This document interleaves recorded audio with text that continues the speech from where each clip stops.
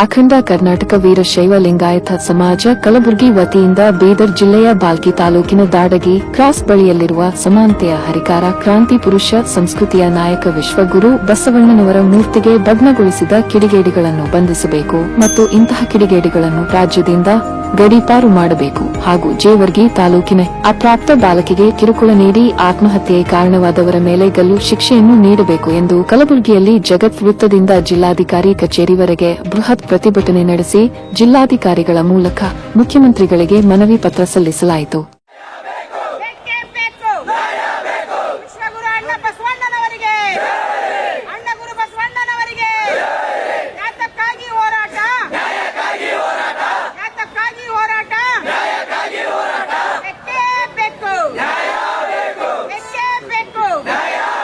ಕರ್ನಾಟಕ ವೀರಶೈವ ಲಿಂಗಾಯತ ಸಮಾಜ ಇವತ್ತು ಕಲಬುರಗಿ ಜಿಲ್ಲೆಯಲ್ಲಿ ಬೃಹತ್ ಪ್ರತಿಭಟನೆ ಹಮ್ಮಿಕೊಂಡಿತ್ತು.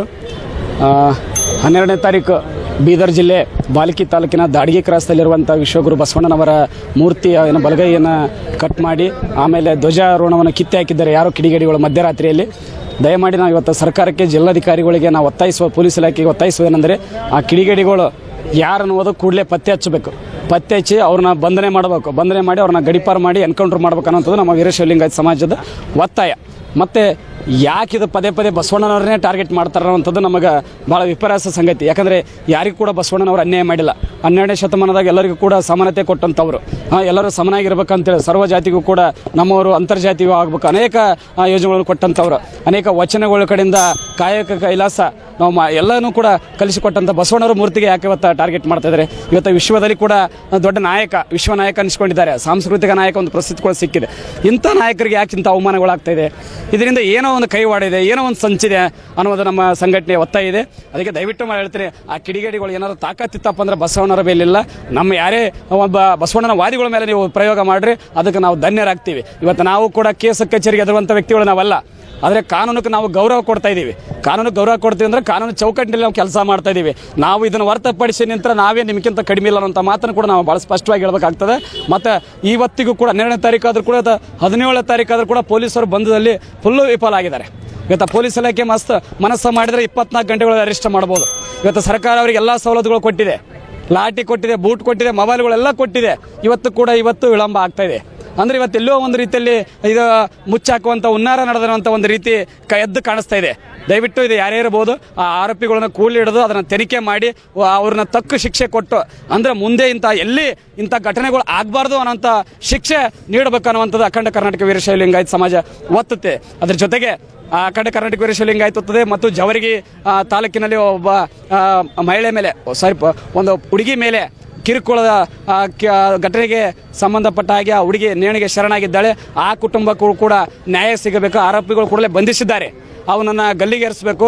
ಆ ಕುಟುಂಬಕ್ಕೆ 50 ಲಕ್ಷ ರೂಪಾಯಿಗಳು ಕೊಟ್ಟು ಆ ಮನೆಯಲ್ಲಿ ಸರ್ಕಾರಿ ನೌಕರರಿಗೆ ಕೊಡಿಸ್ಬೇಕಂತ ಹೇಳುತ್ತಾ ಆ ಕುಟುಂಬಕ್ಕೂ ಕೂಡ ಆ ಸರ್ಕಾರ ಒಂದಷ್ಟು ಹಣವನ್ನು ಕೊಟ್ಟು ಸಮಾಧಾನ ಮಾಡ್ಬೇಕಂತ ಅಲ್ಲಿ ಹೇಳುತ್ತಾ, ಮತ್ತೆ ಇಂಥ ಘಟನೆಗಳು ಆಗಬಾರ್ದು ಅಂದ್ರೆ ಆರೋಪಿಗಳು ತಕ್ಕ ಶಿಕ್ಷೆ ಆಗಬೇಕು. ಅಂದಾಗ ಮಾತ್ರ ಇಂಥ ಕಂಟ್ರೋಲ್ ಆಗ್ತವೆ. ಇಲ್ಲ ಅಂತಂದರೆ ಇದು ದಿನಕ್ಕೆಷ್ಟು ಹೆಚ್ಚಿಗೆ ಆಗ್ತದೆ. ತಮ್ಮ ಮಾಧ್ಯಮದ ಮುಖಾಂತರ ಕರ್ನಾಟಕ ಸರ್ಕಾರಕ್ಕೆ ನಾನು ಒತ್ತಾಯ ಮಾಡುತ್ತೇನೆ, ಇವತ್ತು ಆರೋಪಿಗಳು ಯಾರೇ ಇರಲಿ ಅಂಥವ್ರ ಪ್ರೊಟೆಕ್ಷನ್ ನಾವು ನಿಲ್ಲಬಾರ್ದು, ನಿಂದ್ರಕ್ಕೆ ಹೋಗಬಾರ್ದು ಅನ್ನೋಂಥ ಮಾತನ್ನು ನಾನು ಹೇಳಲಿಕ್ಕೆ ಇಚ್ಛಪಡ್ತೇನೆ. ಅವ ಯಾರೇ ಇರಲಿ ಅಂಥವ್ರನ್ನ ಬೀದಿಯಲ್ಲಿ ಗುಂಡಿಟ್ಟು ಕೊಲ್ಲುವಂಥ ಕೆಲಸ ಈ ಸರ್ಕಾರ ಮಾಡ್ತಾವಂಥ ಒಂದು ಭರವಸೆ ನಮಗಿದೆ.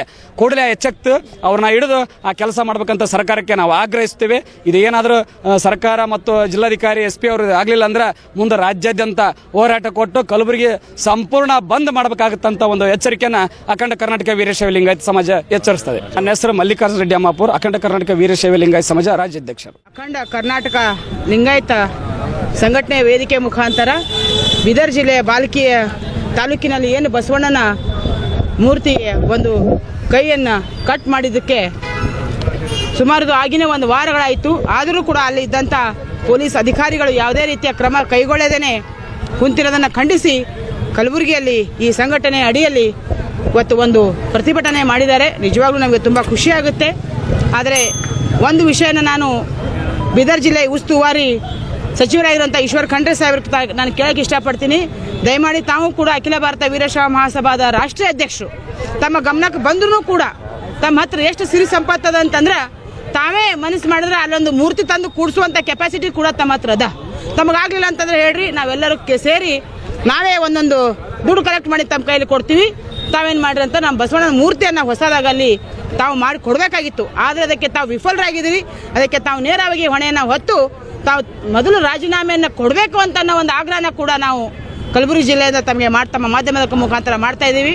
ಇವತ್ತಿನ ದಿವಸ ಬರೀ ನಮ್ಮ ಯುವಕರು ಬರೀ ಫೇಸ್ಬುಕ್ ವಾಟ್ಸಪ್ಗಳಲ್ಲಿ ಎಲ್ಲ ಯುವತಿಯರು ಏನು ಅಂತಂತಂದ್ರೆ ನಮ್ಮ ಮುಂದೆ ಬೆಳೆದಂಥ ಮಕ್ಕಳು ಅವ್ರ ಹತ್ರ ಇಷ್ಟು ಶಕ್ತಿ ಬಂದ ಅಂತಂದ್ರೆ ನಾವು ಇನ್ನೂ ಅವ್ರಿಗೆ ಯಾವುದೇ ರೀತಿಯಾಗಿ ಒಂದು ಕರೆಯನ್ನು ಕೊಟ್ಟಿಲ್ಲ, ನಾವು ಸಪೋರ್ಟ್ನು ಮಾಡಿಲ್ಲ. ಮುಂದಿನ ದಿನಮಾನಗಳೆಲ್ಲ ನಾವೇನಾದರೂ ಯುವಕರಿಂದ ನಾವು ಇದ್ದೀವಿ, ನಾವು ಸಮಾಜದ ಪ್ರಮುಖರು ನಾವು ಇದ್ದೇವೆ ಅಂತಂದರೆ ಕಲಬುರಗಿಯಲ್ಲಿ ಇತಿಹಾಸ ಸೃಷ್ಟಿಯಾಗುವಂಥ ಪ್ರತಿಭಟನೆ ಆಗುತ್ತೆ ಅನ್ನೋ ಒಂದು ಮಾತನ್ನು ಕೂಡ ಈ ಸಂದರ್ಭದಲ್ಲಿ ಹೇಳ್ತಾ 1 ವಾರದ ಗಡುವನ್ನು ನಾವು ಕೊಡ್ತಾ ಇದ್ದೀವಿ.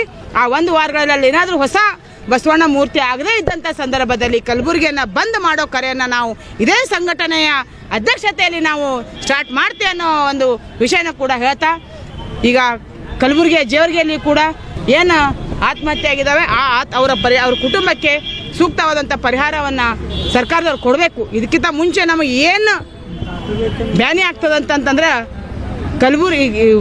ಕರ್ನಾಟಕದ ರಾಜ್ಯ ಸರ್ಕಾರದಲ್ಲಿ ಹೈಯೆಸ್ಟ್ ವೀರಶೈವ ಸಮಾಜದ ಬಸವಣ್ಣನ ಅನುಯಾಯಿಗಳಂತ ಬರೇ ಬಾಯಿಂದ ಹೇಳ್ತಾರೆ ವಿನಃ ಈ ಥರ ಆದ್ರೂ ಒಬ್ಬರು ಒಂದು ಪ್ರತಿಭಟನೆಗೆ ಬರಲ್ಲ ಮತ್ತು ಒಂದು ಪ್ರತಿಕ್ರಿಯೆಯನ್ನು ಕೊಡಲ್ಲ ಅಂತಂದರೆ ನಿಜವಾಗ್ಲೂ ನಮಗೆ ಶೇಮ್ ಆಗುತ್ತೆ. ಇನ್ನು ಮುಂದೆ ನಾವೆಲ್ಲ ರಾಜಕಾರಣಿಗಳನ್ನು ಹೊರಗಿಟ್ಟೆ ನಮ್ಮ ಹೋರಾಟವನ್ನು ನಮ್ಮ ಸಮಾಜದ ಮುಖಂಡರ ಹಾಗೂ ಇಂಥ ಯುವಕರ ನೇತೃತ್ವದಲ್ಲಿ ನಾವು ಕಲಬುರಗಿಯಲ್ಲಿ ಸ್ಟಾರ್ಟ್ ಮಾಡಿ ಒಂದು ಹೊಸ ನಾಂದಿಯನ್ನು ಹಾಡ್ತೇವೆ ಅಂತ ನಾನು ಈ ಮಾಧ್ಯಮದ ಮುಖಾಂತರ ಹೇಳಕ್ಕೆ ಇಷ್ಟಪಡ್ತಾ ಇದ್ದೇನೆ.